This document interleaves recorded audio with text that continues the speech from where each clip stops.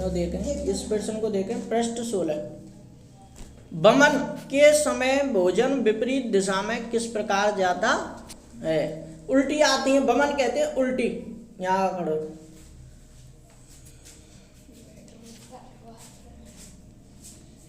देखो,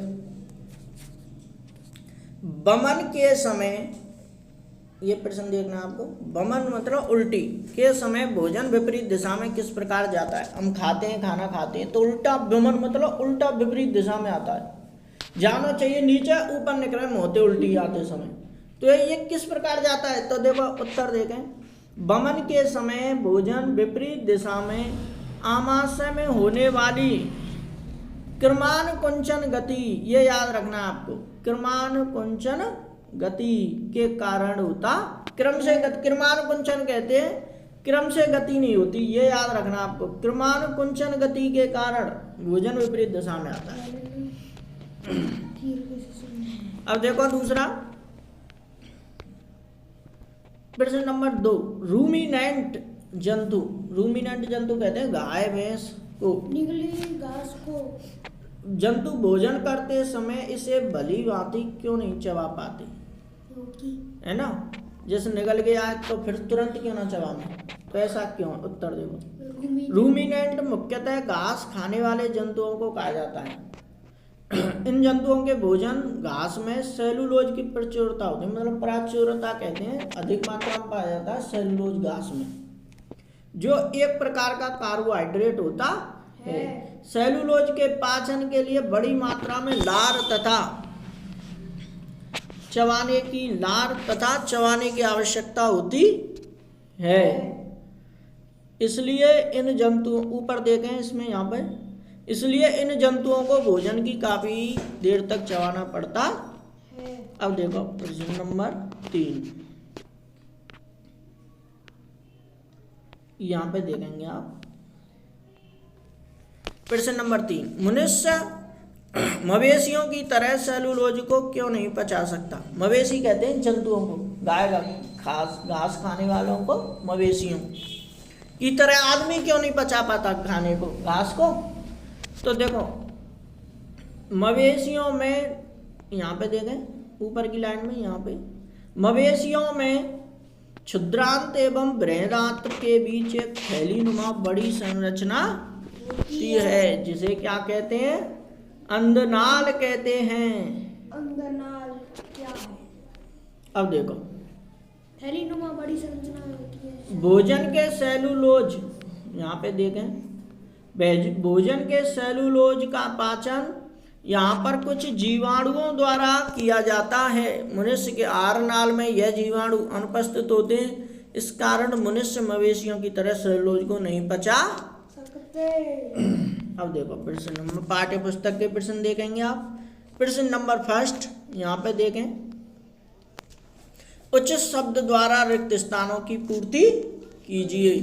तो मानव पोषण के मुख्य चरण हैं, ये 5 खाली जगह बननी है आपको। देखो ये पहली, दूसरी, तीसरी, चौथी, 5, ये 5 चरण करने हैं आपको यार। अब देखो, तो ये 5 चरण कौन कौन से भरे जाएंगे इसमें देखें आप। देखो ये 5 चरण आपको ये बनने हैं। देखो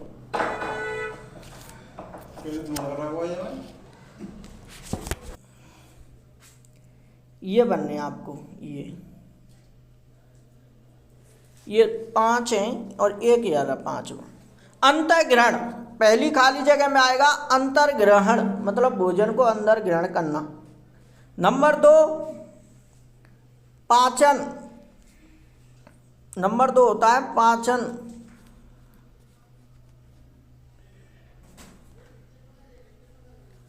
पाचन, फिर उसके बाद आता है अवशोषण, तीसरे में अवशोषण, स्वांगीकरण, है ना, ये स्वांगीकरण। फिर चौथा है स्वांगीकरण, है ना। अवशोषण मतलब देखो भोजन पच गया, फिर उसको अवशोषित करना अवशोषण कहलाता है। फिर चौथी खाली जगह में स्वांगीकरण, फिर स्वांगीकरण कहते हैं भोजन को सही सेट करना, सही सही पच जाता है, वो अवशोषित हो जाता है तो सही सही जगह पर सेट करना। और निष्कासन, लास्ट में निष्कासन। जो खराब भोजन होता है उसको हम लेटरिन द्वारा मलाशय द्वारा बाहर निकाल देते, वो निष्कासन होता है। अब देखो सत्य असत्य बताने आपको। पहला सत्य सत्य, मंड का पाचन आमाशय से प्रारंभ होता है। सत्य नहीं, गलत। मंड का पाचन मतलब स्टार्च का पाचन आमाशय से प्रारंभ होता है, गलत, तो ये असत्य। नंबर 2, जीभ लाला ग्रंथि को भोजन के साथ मिलाने में सहायता करती है। सत्य, शाबाश। नंबर 3, गा पित्ताशय में पित्त रस अस्थायी रूप से भंडारित होता है। सत्य, शाबाश, सत्य। अब घा, रूमिनेंट निगली हुई घास को अपने मुख में वापस लाकर धीरे धीरे चबाते रहते हैं। सत्य, शाबाश, ये सत्य। अब आपको मिलाने ये प्रश्न नंबर 3। अब देखो प्रश्न नंबर 3 मिलाना, ये करना है। भसा का पूर्ण रूपेण पाचन जिस अंग में होता है वह है, वेरी गुड, छिद्रांत में भसा का पाचन होता है। जैसे छिद्रांत का दूसरा नाम शाबाश। खा, जल का अवशोषण मुख्यतः जिस अंग द्वारा होता है वह है, हाँ, जल का पाचन होता है ना, अवशोषण, वह बृहदात्र में होता। अब प्रश्न नंबर 4, कॉलम ए में दिए गए कथनों को कॉलम बी में मिलाना है। तो देखो अब जाए, बताओ कार्बोहाइड्रेट क्या है? कार्बोहाइड्रेट शर्करा है। कार्बोहाइड्रेट ये शर्करा पर आ जाएगा, है ना। अब देखो कार्बोहाइड्रेट शर्करा है, यहाँ पर ही लिख रहा है, इसके आगे उत्तर। ये प्रोटीन क्या है? एमिनो अम्ल, ये रहा प्रोटीन, एमिनो अम्ल है। और वसा क्या है? वसा अम्ल एवं ग्लिसरॉल है, ये उत्तर इसका लिख रहा है नीचे।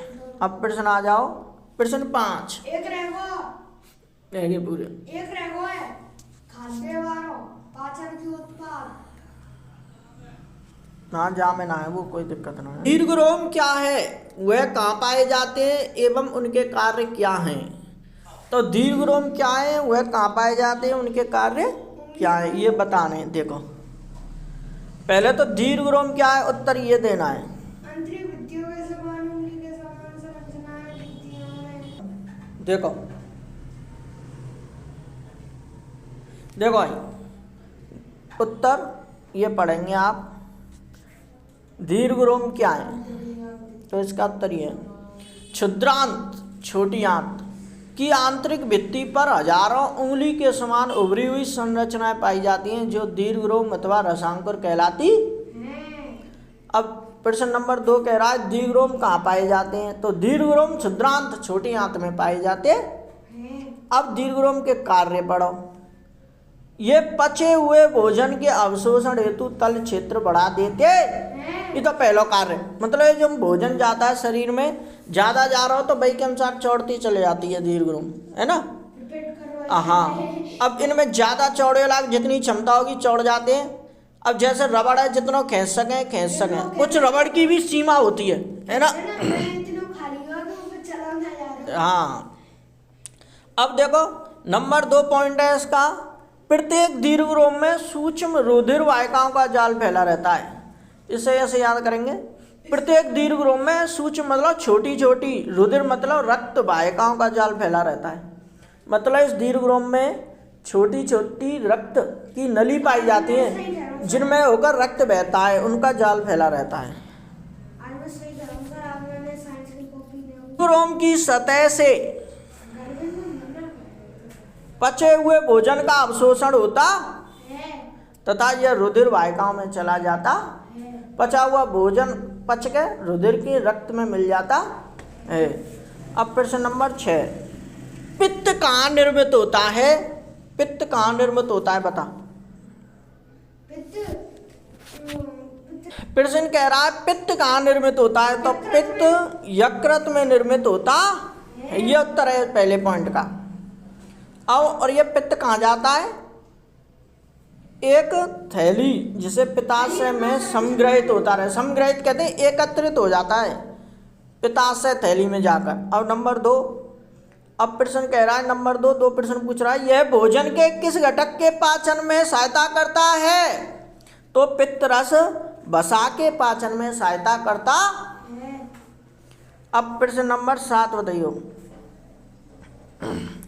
उस कार्बोहाइड्रेट का नाम लिखिए जिसका पाचन रूमिनेंट द्वारा किया जाता है। मतलब वह कार्बोहाइड्रेट को नाम बता जो गाय भैंस बकरी मतलब घास खाने वाले जंतुओं द्वारा किया जाता है, खाया जाता है, परंतु मानव द्वारा नहीं किया जाता उसका पाचन। कार्बोहाइड्रेट का नाम लिखिए जिसका पाचन मतलब पचाया हो जावे, आदमियों द्वारा नहीं पचाया जाता परंतु घास खाने वाले जंतुओं द्वारा पचाया जाता है।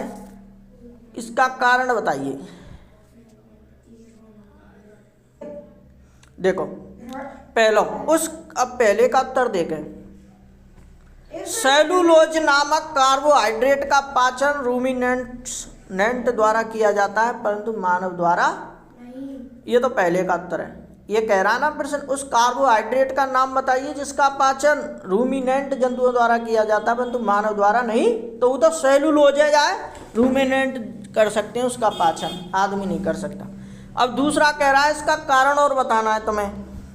तो देखो रूमिनेंट्स में क्षुद्रांत एवं बृहदांत्र के बीच एक थैलीनुमा बड़ी संरचना होती जिसे अंधनाल कहते। इस प्रश्न को आप छोटा छोटा करके याद करें, पहले अंधनाल याद करें कि अंधनाल क्या होती है। एक बार और देखें, रूमिनेंट्स में क्षुद्रांत एवं बृहदांत्र के बीच एक थैलीनुमा बड़ी संरचना होती है जिसे क्या कहते हैं?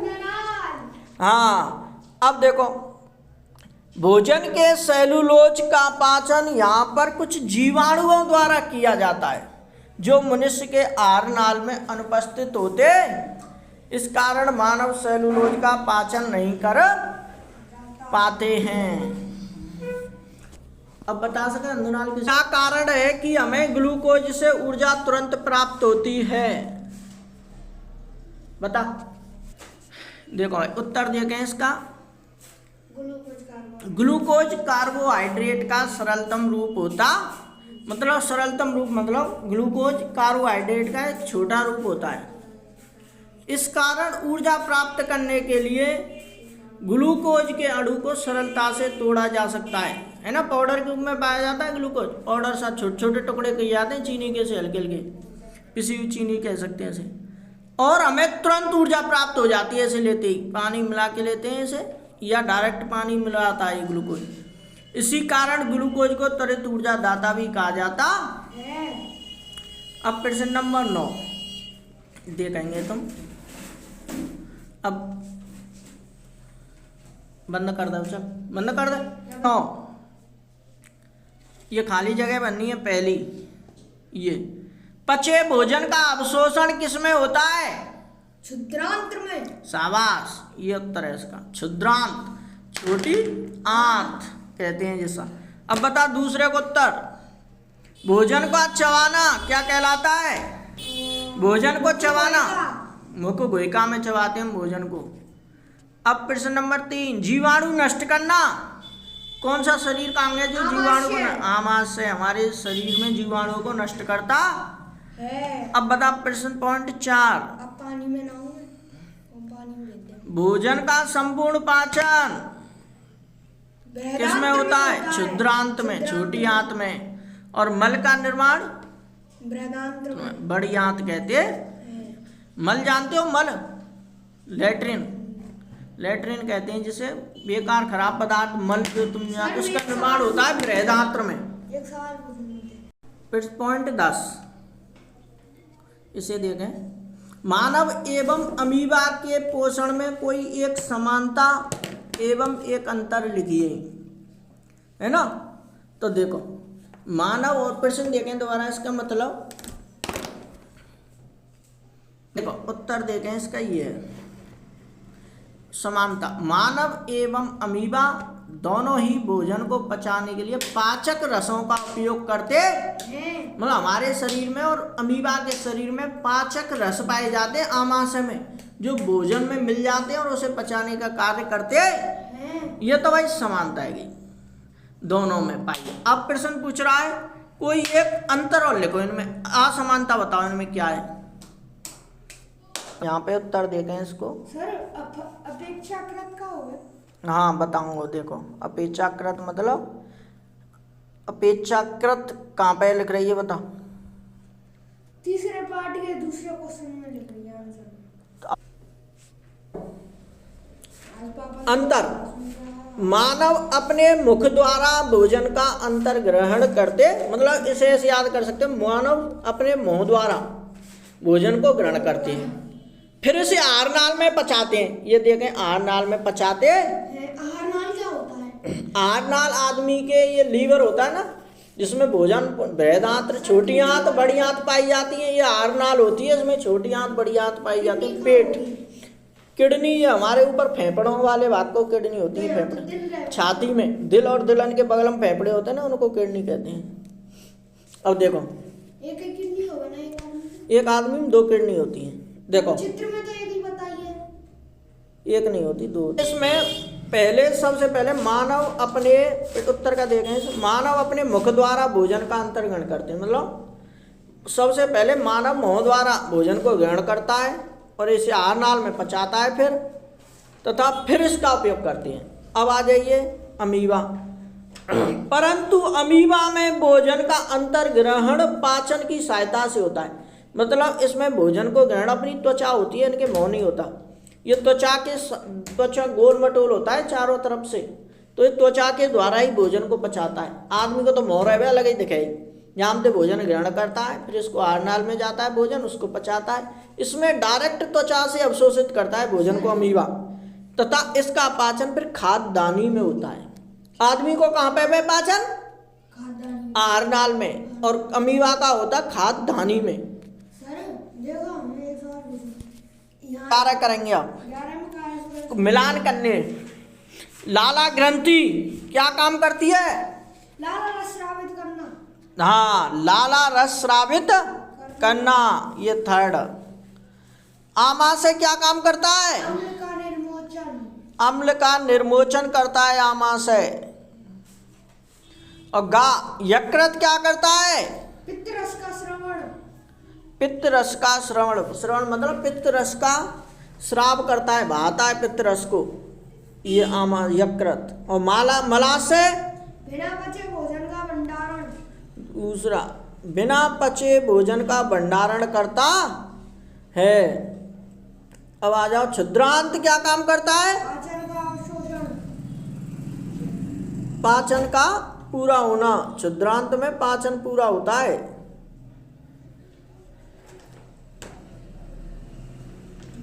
अब आ जाओ लास्ट है बृहदांत्र, जल का अवशोषण।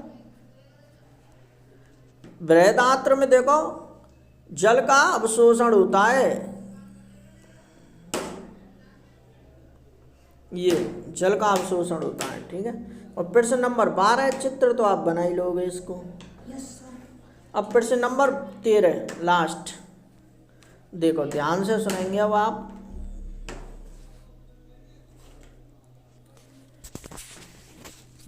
प्रश्न नंबर 13, क्या हम केवल हरी सब्जियों घास का भोजन कर जीवन निर्वाह कर सकते हैं? जीवन निर्वाह मतलब भोजन जीवन यापन कर सकते हैं केवल हरी सब्जी और घास खा के?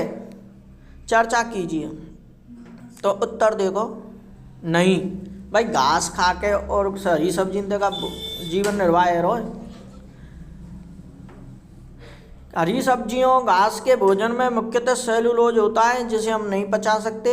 स्वस्थ जीवन पाने के लिए हमें सभी पोषक तत्वों को संतुलित रूप से अपने भोजन में शामिल करना आवश्यक होता है। अतः केवल हरी सब्जियां घास को भोजन के रूप में शामिल कर जीवन निर्वाह नहीं कर सकते।